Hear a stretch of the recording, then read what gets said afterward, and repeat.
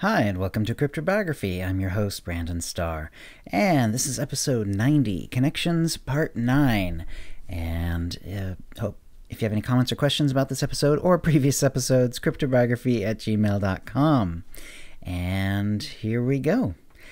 Just to remind you about last episode, Connor and Alma. This is the connection story, and Alma had just gotten Connor's panic button hit, and so she knows something's up. Alma knew what to do, though her heart went to her mouth. She opened her phone and opened a special app. It retrieved a location and opened her map app to that position. "We're coming, Connor," she said. She made a phone call while starting towards the garage. Half an hour later, she was arriving at the scene. It was at the bottom of the hill under Mulholland Drive. She was pleased to see that it had been cordoned off and that police vehicles and an ambulance were all already at the site. She looked around and saw nothing particularly suspicious. Some other people were there too, people Alma knew. They were part of their security. Their head, Don Vaccaro, waved her over. Because of this, the police who noticed her went back to their work.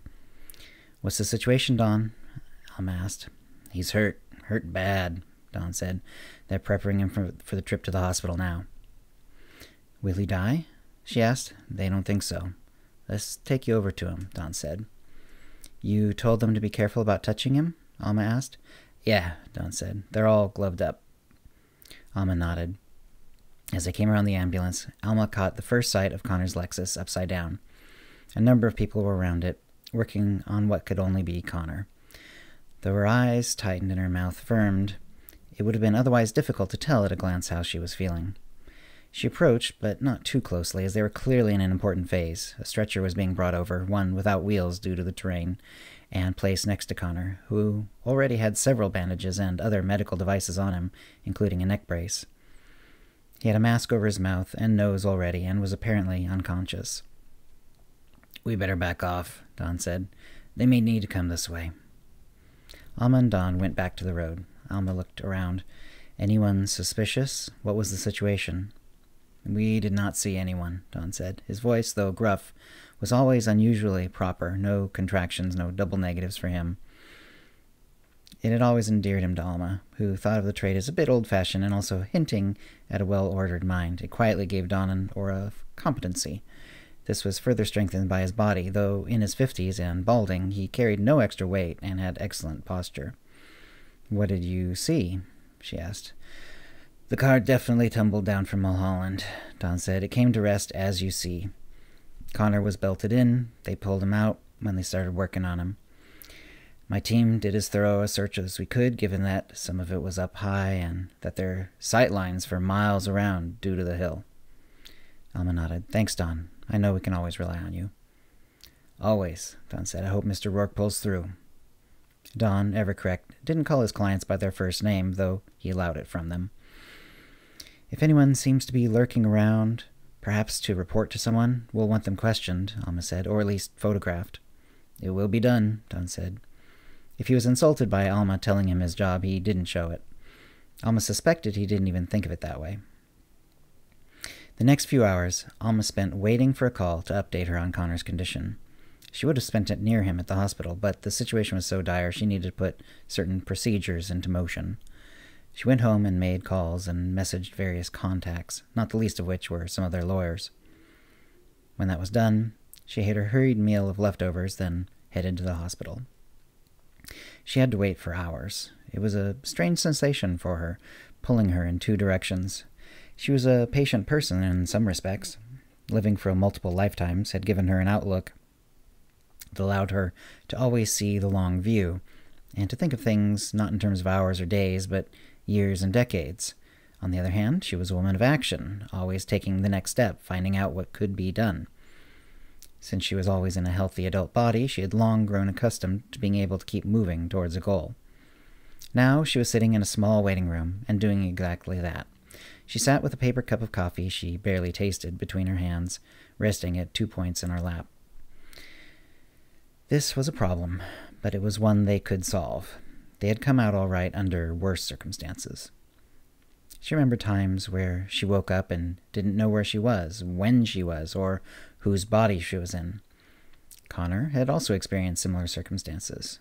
This was nothing. But it didn't really help. Hours later, and the room had no windows to the outside, making the passing of time difficult to discern without resorting to looking at her phone. A hospital worker in white came to find her. His name was Sean, and he was a physician's assistant.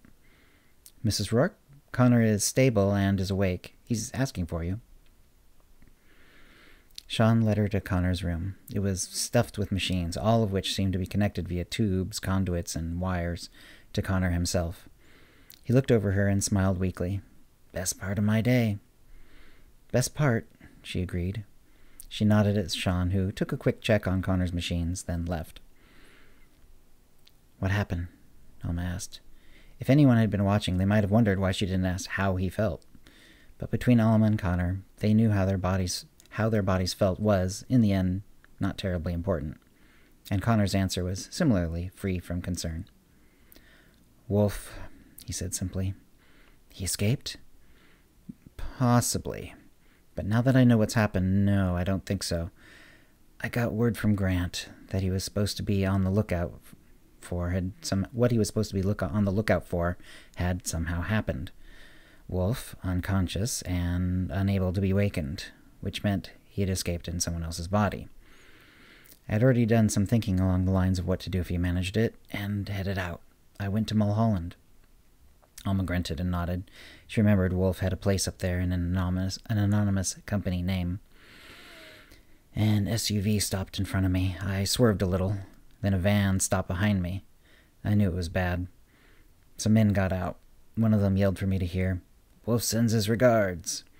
He had an open can of gasoline. He started to pour it on the car. The plan was to burn me to a crisp, to end me forever. I didn't hesitate. They had blocked the way behind, and to the left ahead was the SUV. The only way to go was to the right, off the road. There was a barrier.